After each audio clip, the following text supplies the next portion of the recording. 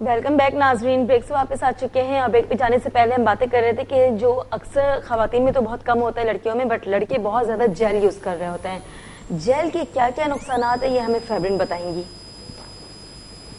जी sorry. Jail से ये होता है बेसिकली कि जो आजकल आपने देखा होगा कि लड़कों के उम्र से पहले बाल सफेद हो रहे हैं, ठीक है, बहुत एक कॉमन प्रॉब्लम है ये। वो समझो 70-80% तो जेल की वजह से हो रहे हैं, क्योंकि जेल में ऐसे केमिकल होते हैं कि वो बालों को जो है वो उसके पिगमेंटेशन को खत्म कर देते हैं, तो बाल सफेद होने शुरू हो जाते हैं।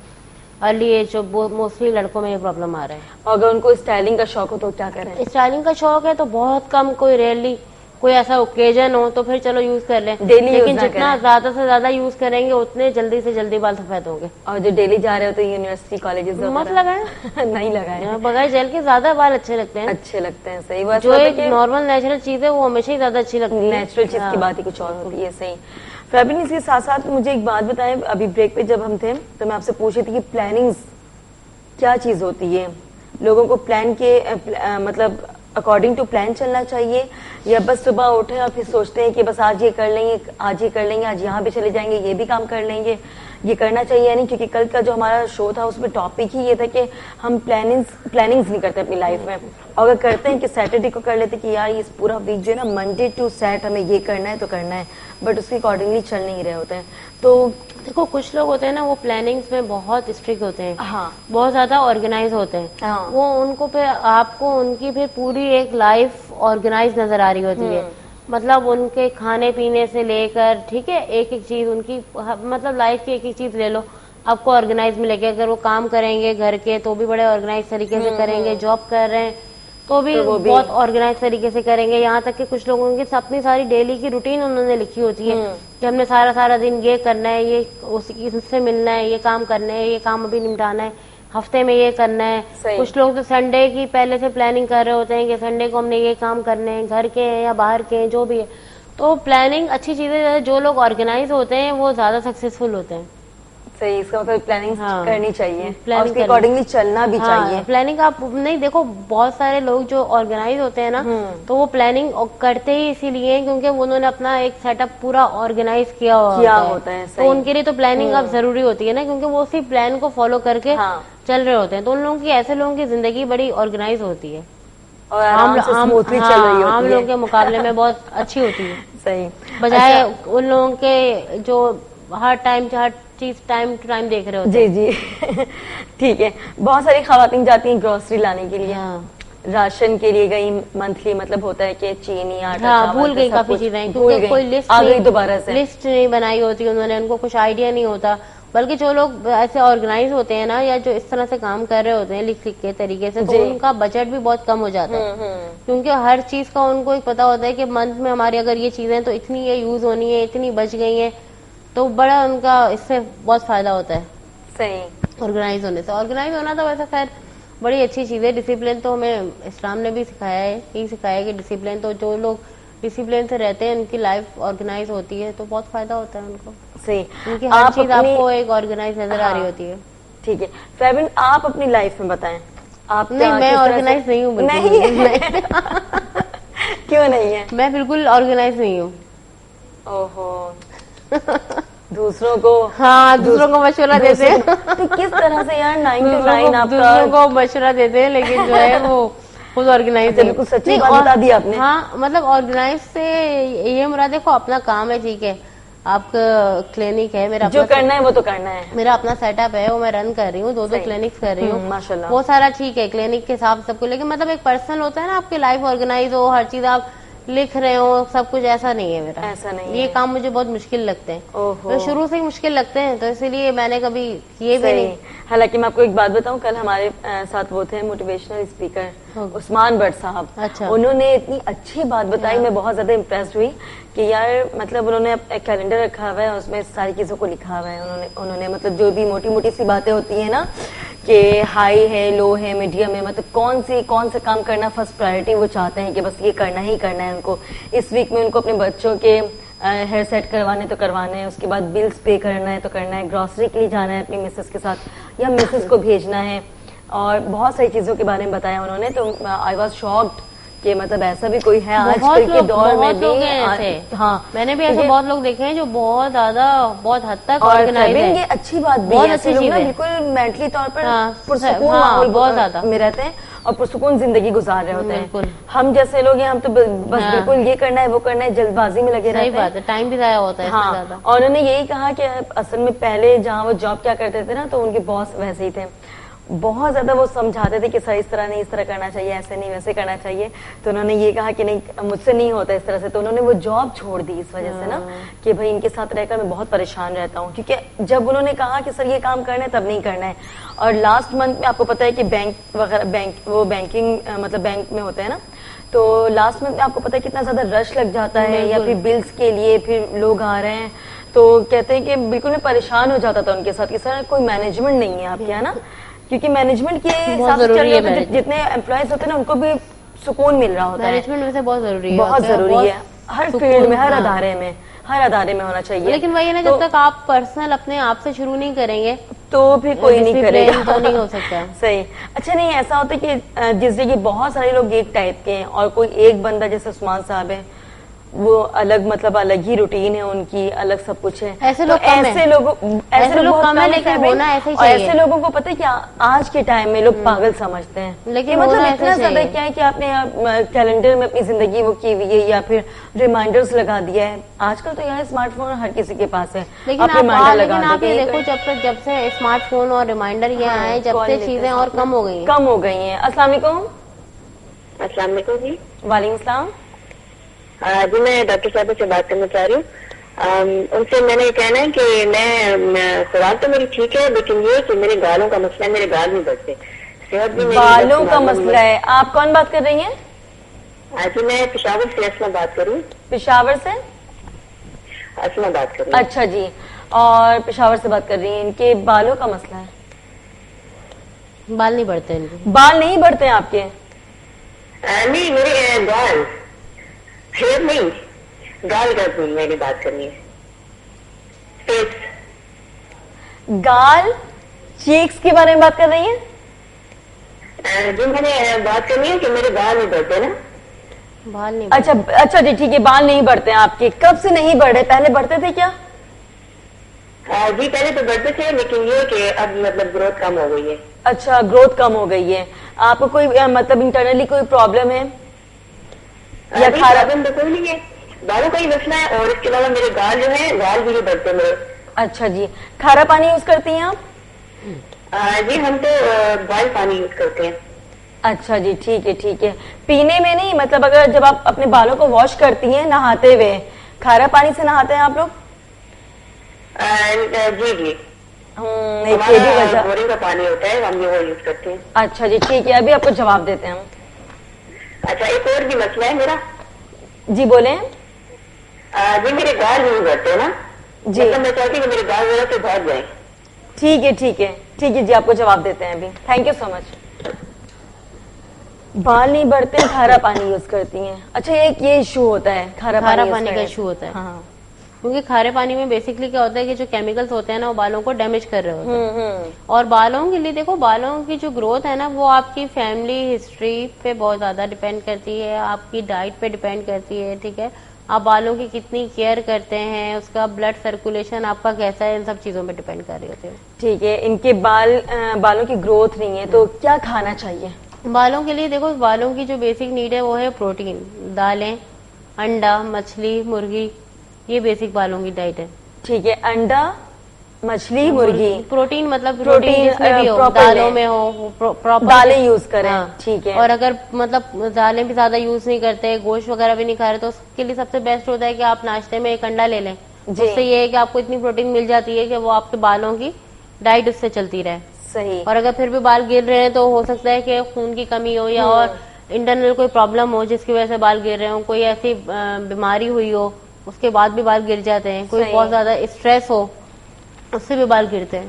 सही, ठीक है। सारे कॉजेज तो है बालों जो हमारी कॉलर थी पेशावर से, आप सुन रही होंगी यकीनन कि आप दालें यूज किया करें, और चिकन है मतलब मुर्गी, अंडा, मछली, ये सारी चीजें यूज किया करें, दालें यूज किया करें। और साथ साथ अगर नहाती है ना, अपने यहाँ खारा पानी आता है, खारा पानी से बालों को वॉश करती हैं, तो उसके बाद 1-2 जगह पानी लेकर जाया हाँ, करें वॉशरूम में, बिल्कुल। या फिर बाद में नहाने के बाद उस पानी से, मीठे पानी से बालों को सिर्फ वॉश कर लिया करें, क्योंकि बालों के लिए ये तो सबसे बड़ा बहुत दुश्मन है ज्यादा खारा नुकसान- पानी। हाँ, बहुत ज्यादा नुकसान है। बालों की ग्रोथ, और ग्रोथ तो छोड़ दें यार, Damage उसका हो जाते look हैं, खराब हो damage हो- जाता है, damage हो बिल्कुल भी, जाते हाँ हैं। डैमेज हो जाते हैं बाल। तो आप मीठा पानी जरूर यूज किया करें, इसके साथ साथ खाने पीने का भी ख्याल रखा करें। बिल्कुल। और अगर फिर भी बाल गिर रहे हैं तो आप किसी डॉक्टर को दिखाएं, हो सकता है कोई इंटरनल प्रॉब्लम है जब भी जिसकी मैंने वजह पूछा से। कि इंटरनली कोई हाँ, प्रॉब्लम तो नहीं है, बिल्कुल। क्योंकि ऐसा होता है अक्सर ना लोगों को कि पता ही नहीं होता ना, मतलब हाँ कहते कभी हैं किसी ने कि कोई टेस्ट ही नहीं कराया होता हाँ, अपने, वो कहते हैं नहीं हम तो बिल्कुल ठीक है, कुछ प्रॉब्लम ही नहीं है। प्रॉब्लम नहीं बजाय है तो देखने में हर कोई सही लग रहा होता है, हाँ, किसी को लेकिन क्या पता होता है कि बस अंदर यही कितनी प्रॉब्लम है बीमारियां ना, होती हैं। क्योंकि वो बिल्कुल अपना कुछ है ही ना, हेल्थ का तो पाकिस्तान में कोई सिस्टम ही नहीं कोई है सिस्टम कि नहीं आपके है। कम से कम एक साल में अपने को टेस्ट कराया जाए, हाँ। 1 साल नहीं तो 5 साल में, वो भी सिस्टम नहीं है। नहीं है वो फिर एक साथ ही बस पता चलता है जाके। कि हाँ, जब बहुत ज्यादा तबीयत हाँ। खराब हो जाती है या फीवर रहने लग जाता है, बिल्कुल। जब जाओ तो जब पता जाके लगता है पता कि चलता है तो अच्छा उस टाइम पे ठीक है, बीमारी भी काफी बढ़ चुकी होती बढ़ है। चुकी होती है। बहुत सारे लोग मेरे पास आते हैं, एलर्जी में आते हैं, सिंपल एलर्जी है, मेजॉरिटी एरिया हो जाता है, जिसको हम जबान में लोग कहते हैं पित्ती उछलना। जी, जी। पेशेंट आगे बताते हैं पित्ती उछल गई, पूरी पूरी बॉडी सूज जाती हाँ, है। सही, ये क्या चीज होती है? आर्टिकेरिया होता है ना, उसके कॉजेज होते हैं। आप उनसे पूछो कभी कोई टेस्ट कराया नहीं, कितने सालों से, 8 साल से, 10 साल से, कभी जिंदगी यानी में 8-8 साल से, 10-10 साल से बीमारी चल रही है, कभी टेस्ट ही नहीं कराया। और जब उनका टेस्ट कराओ तो फिर उनका आईजी लेवल भी बढ़ा हुआ आता है, वम्स भी आते हैं, वो सारा कुछ। सही। वैसे नॉर्मल खवातीन को या मर्द हजरात जितने भी लोग हैं, उनको कितने दिनों के बाद या कितने मंथ्स के बाद टेस्ट करवा खवातीन लेना का तो ये है कि चाहिए? भाई शादी हो गई, डिलीवरी हुई, उस टाइम पे टेस्ट हो गए, बस बस उसके अलावा वही टेस्ट नहीं हुए होते हैं, होता है। उसके बाद कुछ पता ही नहीं होता। सही। वो फिर वेट हो रहा होता है जब तक कभी नेक्स्ट Second। डिलीवरी हो, तो फिर जाके उसके वो टेस्ट होंगे। और मेल में तो ये भी सिस्टम नहीं है, तो उनके तो टेस्ट बिल्कुल ही नहीं होते। ये सही मसला है कह रही सारा। हैं। जब इतनी हालांकि problems आ- पाकिस्तान में भी हेपेटाइटिस बी और सी इतना कॉमन है, इतना कॉमन है कि जब आप टेस्ट कराते हैं ना, समझो 10 में से 8 पेशेंट का निकलता है। तो एटलीस्ट ये सारे टेस्ट 3-3 महीने में, 6-6 महीने में एक दफा नॉर्मल जो बेसिक टेस्ट होते हैं वो करवाते रहना चाहिए, ताकि कोई प्रॉब्लम हो तो वो पहले से ही पता चल जाए, जल्दी अर्ली स्टेज में। ये नहीं कि बीमारी जब बहुत ज्यादा बढ़ गई, एंड में पहुंच रही, जब पता चल रहा है। सही। बीमारियों का मतलब अगर आपका इंटरनली ठीक है ना, तो आप एक्सटर्नली ठीक हो। बिल्कुल। और जब इंटरनली ही फिट नहीं हो तो जाहिर सी बात है कुछ नहीं होने वाला। जब अभी कॉल आई थी जो पेशावर से, क्या नाम बताया, नाम भी भूल गई, अक्सरा। अस्मा। अच्छा जी। तो वो ये बताई थी अपने बालों के बारे में, ग्रोथ का मसला है, बाल खराब हो रहे हैं, खारा। मैंने ये पूछा नहीं कि आप स्ट्रेटनर वगैरह तो नहीं लगाती हैं कहीं, क्योंकि स्ट्रेटनिंग करना, बिल्कुल, उससे भी एक्सटेंसो बाल करना, खराब हो जाते हैं। रिबॉन्डिंग करना, इससे भी बाल बाल खराब हो खराब हो जाते हैं। और आजकल तो हर किसी को क्रेज हुआ हुआ है, बहुत क्रेज ज्यादा, बहुत ज्यादा। कि बस वो करवाना ही करवाना है। अच्छा, पता है क्या जरूरी भी है, बहुत सारी जगहों पे हाँ, बहुत सही बात जरूरी है। है, लोग मजबूरन करवा रहे होते हैं। बिल्कुल। अब और जो उसके- बता वर्किंग लेडीज है, या जो उनको आजकल मोस्टली जो यूनिवर्सिटी भी जा रही है डेली लड़कियां, तो वो डेली तो नहीं कर सकती ना, डेली नहीं कर सकती, तो वो समझते इतना हैं तो कि एक टाइम बार नहीं करा होता लो कि ताकि रोजाना जान छूट आधा जाए। घंटा, 1-1 घंटा स्ट्रेट कर रहे हैं बालों को, तो उससे ये होता है कि वो लेकिन कराने के बाद उसकी केयर करें ना। ठीक हर है, चीज अगर की care होती स्ट्रेटनर है। लगा अगर लो तो आपके उसकी कोई क्या केयर केमिकल, है? देखो जैसे केमिकल वाले बाल है, डाई होगी, डाई करवा लिया आपने, स्ट्रेट करा लिया, बिल्कुल। रिबॉन्डिंग करा लिया, एक्सटेंसो करा ली, तो उसके साथ साथ फिर उसी के हेयर मास्क आते हैं, हेयर वाइटामिन आप लेने शुरू करें, ठीक है। इसके अलावा हेयर प्रोटीन होती है एक्सटर्नल लगाने के लिए, वो सब लगाएं तो फिर बाल ठीक रहते हैं। और वो लोग बस एक बार लगा देती हैं 20-25 हजार हाँ, रुपए, बस। करवा तो लिया, उसके बाद उसके बाद 1000-1500 की हाँ, चीजें नहीं ले रही होती हैं। बिल्कुल। उस दिन हमारे बालों का ही टॉपिक था कि बाल लंबे और चमकदार बाल, उस पर बहुत सारे लोगों ने ये सारी बातें की, फीडबैक भी आई, सब कुछ बताया कि मतलब एक्सटेंसो करवाते, रिबॉन्डिंग करवाते, बहुत ही कॉस्टली होता है। मतलब अगर जिसके बहुत ज्यादा लंबे बाल हैं तो बिल्कुल 50-60 हजार रुपए में भी करवा रहे होते हैं, बट वो 10-12 हजार खर्च नहीं कर रहे होते कि उसी का शैम्पू ले लें, उसके बाद की केयर कंडीशनर नहीं ले कर लें, रहे होते। मास्क ले लें, बिल्कुल, वो तो ज्यादा उसके बाद जरूरी फिर कहते हैं कि बाल खराब हो रहे हैं, वो या ज्यादा और फिर- जरूरी चीज होती है। और फैब्रिक साफ से ये बात कहते हैं कि रिबॉन्डिंग से बाल खराब हो गए, हाँ। मतलब उस चीज ने आपके बाल खराब नहीं रिबॉन्डिंग किए हैं। रिबॉन्डिंग से अगर बाल खराब हो रहे हैं तो आपने रिबॉन्डिंग कराई क्यों? कराई क्यों? क्योंकि ये तो बहुत ही कॉमन है, हाँ, हर कोई ये कॉमन है, हर कहता किसी को पता होता है कि रिबॉन्डिंग से बाल बाल खराब हो रहे खराब हैं, मत होते कराओ हैं। डायरेक्ट। हाँ, लेकिन उसके बाद करवाना उसकी भी है। केयर ज्यादा जरूरी हो जाती है ना, वो लोग नहीं करते। ये सारा इशू ये आता है, वो जब फिर ख्याल जब आता है, जब बाल बिल्कुल गिर चुके होते हैं, फिर उस टाइम पे रो रहे होते हैं कि हमारे तो बाल ऐसे थे, वैसे थे, गिर गए, सही। पहले ऐसे थे, तो पहले ऐसे थे, जब पहले अच्छे थे उस टाइम केयर नहीं की। हर चीज की केयर होती है ना, वो नहीं करें, बॉडी है ज़ाहिर है, एक मशीन है ना, आप उसकी जितनी केयर करो उतना वो सही, चलेगी। सही। ठीक है जी। वैसे मुझे फैबिन आपसे बहुत सारी 2-3 बातें और करनी थी, बट आपको जाना था जल्दी, बट मेरे प्रोड्यूसर साहब ये कह रहे हैं कि आपको अभी जाने की इजाजत नहीं मिलेगी। अच्छा। क्योंकि मेरे जो क्वेश्चंस है ना, मुझे एक्चुअली आपसे बात करनी है, रिंकल्स पे झुर्रियां पड़ जाती हैं, डबल चिन है, चीक्स। अच्छा अभी गाल का कह रही थी ना, मुझे लगा बालों का कह रही ना, बाल मुझे लगा मैं अपने गालों के बारे में कह रही कि मेरे गाल बहुत बड़े हैं। मैंने कहा अच्छा पता नहीं कि डर्माटोलॉजिस्ट हमारे साथ मौजूद है, तो फिर वो तो अच्छा खासा जवाब दे सकती हैं। लेजर ट्रीटमेंट वगैरह सारी चीजें क्या होती है, बट स्टेप बाय स्टेप हम चलते ताकि मुझे भी पता लगे, हमारे जो जितने नाज़रीन है ना उनको भी, व्यूअर्स को पता लगे कि इसका क्या इलाज है, क्या कर सकते हैं। क्योंकि यार होता ये है कि बहुत सारे लोगों को बहुत सारी प्रॉब्लम्स होती है ना, बट वो जाना नहीं चाहते हैं, डर्माटोलॉजिस्ट के पास चले जाएं। अच्छा मैं ये चाहती हूँ कि मॉर्निंग शो के थ्रू लोगों को बहुत ज्यादा अवेयरनेस मिले, पता लगे कि, क्योंकि मैं ये चाहती भी हूँ कि वो लोग आपके पास जाएं, बहुत सारे लोगों के पास जाएं। व्यूअर्स को पता है कि अब कुछ पता नहीं होता है, वो ये समझते हैं कि बस अगर एक बार कॉल कर ली उन्होंने, उनको सारे सवालों के जवाब एक साथ से मिल जाएं। और जब तक आप एक्सपर्ट्स के पास नहीं जाते ना, वो चीज नहीं बनती है। तो आपसे भी मैं ये कहना चाहूंगी कि कॉल करें, 0213589027 पे कॉल कर लें, और फैब्रिन नाज से डायरेक्ट बातें करें। आपको हमेशा हर जगह नहीं मिलेंगी और जाना पड़ेगा इनकी क्लिनिक की। फैब्रिन क्लिनिक कहाँ है आपका? डिफेंस तौहीद कमर्शियल में। डिफेंस तौहीद कमर्शियल में, बस ठीक है, जाए फटाफट वहां से। किस नाम से? मेडिलाइफ। मेडिलाइफ। आप फेसबुक पे हैं? जी जी बिल्कुल। ठीक है, आप बता सकती हैं इनको? फेसबुक पे मेरा ये मेडिलाइफ क्लिनिक के नाम से है, या अगर मेरा नाम भी सर्च करेंगे डॉक्टर फैब्रिन नाज, तो सारी डिटेल आ जाएगी, सारी डिटेल आ जाएगी। सही है, क्योंकि मुझे इससे पहले भी जब हमने शो किया था, लास्ट मंथ की बात है, तो फीडबैक्स वगैरह तो आते ही रहते, तो उन्होंने भी ये कहा था कि फेसबुक तो बता दिया करें हमें, जो भी डर्माटोलॉजिस्ट वगैरह होती है ना, उनके फेसबुक का बता दिया करें, या क्लिनिक कहाँ है वो बता दिया करें। नहीं देखो, चले जाए, पता है क्या, जिसको सर्च करना होता है ना, वो सर्च कर लेता है, करते हैं। सिंपल तरीका है आजकल तो, जो भी कोई डॉक्टर है किसी का भी सर्च करना है, आप गूगल में उसका नाम डालें, सारी चीजें आ जाती हैं। सही, लोगों को हलवा चाहिए होता है। हाँ, किसा उसी टाइम पता चल जाए। सही कह रही है। इसलिए मैंने सोच लिया था कि बस अब फौरी मुझे कर लेना है उसी टाइम, ताकि वो टाइम वेस्ट ना हो हमारा, लोगों का भी टाइम वेस्ट ना हो। फैब्रिन मुझे झुर्रियों के बारे में बताएं।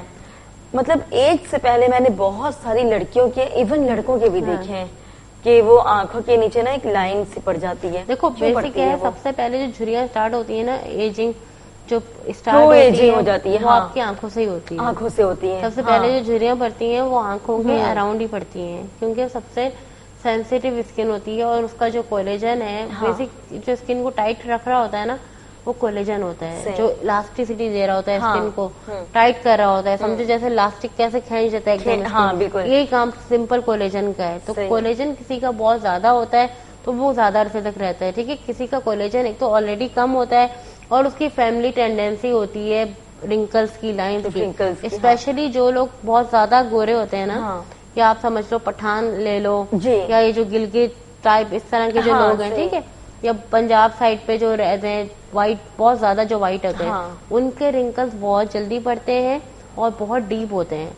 यही तो उन लोगों का सन एक्सपोजर बहुत ज्यादा होता है, और उनकी फैमिली हिस्ट्री ऐसी होती है, स्किन की कंडीशन ऐसी होती है कि उनका कोलेजन बहुत जल्दी खत्म हो जाता है। सही। तो उसमें बेसिक क्या होता है कि वैसे तो नॉर्मली जो है ना 30 एज पे आपको एंटी एजिंग कैप्सूल्स कोलेजन के स्टार्ट कर देने चाहिए। तो कोलेजन क्या करता है, बेसिकली तो स्किन को आपके टाइट करता रहता है और आपकी एजिंग नहीं आने देता। जो लोग भी कोलेजन यूज करते हैं, आप यकीन करो कि अगर वो 3-6 महीने यूज किया ना, 8 से 10 साल एज आराम से पीछे चली जाती है। ओहो, जबरदस्त। मतलब इंटरनल पूरी बॉडी आपकी टाइट हो रही होती है उससे, ठीक है। आईज आपकी अच्छी हो रही होती है।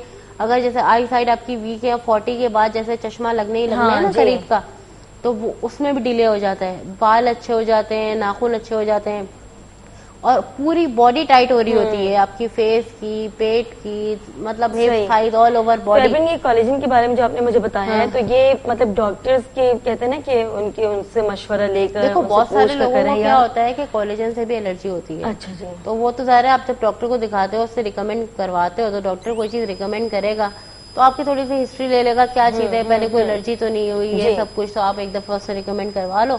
उसके बाद आप उसको ऑन एंड ऑफ यूज करते रहो। उसका तरीका ये होता है कि आप उसको ऑन एंड ऑफ यूज करते रहे। पहले आप कम से कम भी, अगर देखो 30 एज है तो आपने 3 महीने यूज करना है, 35 है तो आपने पहले उसको 6 मंथ यूज करना है, फिर गैप देना है। इस तरह 40 है तो फिर आप एटलीस्ट 1 ईयर तक उसको डेली खाओ। सही। फिर उसके बाद गैप देना है। ठीक है फैबिन, ये मर्द और खवातीन मतलब दोनों ले सकते हैं, दोनों ले सकते हैं, दोनों के लिए यकसा मुफीद है। हाँ, दोनों के लिए एक मुफीद है और बहुत जरूरी है ये। लोग समझते हैं कि जब बुढ़े होंगे तो एंटी एजिंग लेनी है, जब आप बुढ़े हो गए एंटी एजिंग लेनी है तो उस टाइम पे वो उस तरह तो काम नहीं करेगी जो आपको 30 पे काम करेगी। Prevention is better. हाँ, लोग समझते हैं 30 साल में एंटी एजिंग कैसे ले लें। हाँ, 30 साल में एंटी एजिंग ले लेंगे तो आपकी उम्र इतनी रहेगी ना, वरना वो तो डेफिनेटली टाइम तो चेंज हो रहा है, एज तो बढ़ रही है तो वो तो बढ़ती रहेगी। सही, उससे तो बहुत मेंटेन रहता है। ठीक है, तो इसके साथ साथ क्या करना चाहिए? सबसे पहले जो आइज के नीचे रिंकल्स आते हैं, देखो खाने पीने का रिंकल्स आते हैं, उसमें सबसे ज्यादा आपका ये जो नट्स हैं, आपके अखरोट हैं, बादाम है, ठीक है ना। हाँ, ये सब ड्राई फ्रूट नट्स यूज करने चाहिए, ड्राई फ्रूट यूज करें, ड्राई फ्रूट यूज करने चाहिए। और ऐसी चीजें जिसमें कोलेजन है, जैसे फिश यूज करें तो उससे होता है। फिश से भी नहीं होता है, जबरदस्त। बाकी तो बहुत सारे फवायद हैं, बहुत। बाकी इसके अलावा कोई सा भी डेली का फ्रूट हो गया, जूस हो गया, फ्रेश जूस, ये डब्बे वाला नहीं, टेट्रापैक सारी चीजें बेकार है। हमें क्या पता कितना पुराना है, उसके अंदर पुराने क्या के अलावा देखो आप इतना कोई भी चीज है ना जिसमें कोई प्रिजर्वेटिव ऐड किया हुआ है, कोई सा भी प्रिजर्वेटिव ऐड है, आप समझो वो नुकसानदेह है। किस तरह? एक तो देखो वो नेचुरल चीज नहीं है, उसको प्रिजर्व किया हुआ है कि इसकी शेल्फ लाइफ बढ़ जाए। जी। और फर्स्ट तो जैसे आर्टिफिशियल जूस की बात ले लो, आर्टिफिशियल जूस एक तो वैसे ही फ्रेश नहीं है, उसमें शुगर की जगह फ्रक्टोज और तीसरी चीजें होती हैं। उसके बाद फिर उसकी शेल्फ लाइफ बढ़ाने के लिए जो टेट्रा पैकिंग की जाती है उसमें इतने केमिकल्स होते हैं, तो वो तो सारी डेंजर है ना। सही। जितनी नेचुरल चीजें जो लोग लेते हैं, एक तो उनकी लाइफ अच्छी होती है, इसके अलावा जो है उनकी हेल्थ अच्छी रहती है हमेशा, ठीक है। और इसके अलावा वेट नहीं बढ़ता कभी भी, क्योंकि नेचर जो है ना कभी किसी को मोटा करती नहीं है, पॉसिबल ही नहीं है कि जो लोग नेचर की तरफ जाएं वो फिर वो फिट भी रहते हैं। हाँ, आप जैसे नॉर्मल जो है लोग एक ये कॉन्सेप्ट बन गया पाकिस्तान में कि जो डब्बे वाला दूध है ये अच्छा होता है, दूसरा दूध तो पानी है। हाँ। ठीक है, वो पानी वाला दूध उस डब्बे वाले दूध से आप बहुत जो 90 टाइम्स बेटर है। सही 90 टाइम्स बेटर है। ठीक है, ये दूध पे भी इस दूध पे बात करेंगे क्योंकि डब्बे वाले दूध लेना पसंद करते हैं और सहूलत आदि हो गए ना लोग। ठीक है, फ्रिज में रख दिया, देखो ना, और डाल दिया और पी लिया, बस और कुछ नहीं करना है, सुस्त हो गए, काम नहीं करना ना। डब्बा आया, डब्बा खोला, उसी में से चाय बन गई, बॉयल नहीं करना है, पी लिया, बॉयल भी नहीं करना, वरना दूसरा दूध आप लाओ, देगची में डालो, फिर उसको बॉयल करो, फिर उसको देखो, फिर उसको ठंडा करो, लंबा प्रोसीजर है ना। तो आजकल तो किसी के पास टाइम ही नहीं होता, तो इसलिए वो बस डब्बे वाले दूध चल रहे हैं और बीमारियां निकल रही है। इस पे भी हम बातें करेंगे इंशाल्लाह। अभी ब्रेक का टाइम हो चुका है, तो ब्रेक पे हम जाते हैं, और जब ब्रेक से वापस आएंगे तो हमारे साथ एक और गेस्ट मौजूद होंगी, फैबिन नाज भी हमारे साथ मौजूद होंगी, कहीं नहीं जाने दे रही मैं इनको। तो मिलते हैं छोटे से ब्रेक के बाद।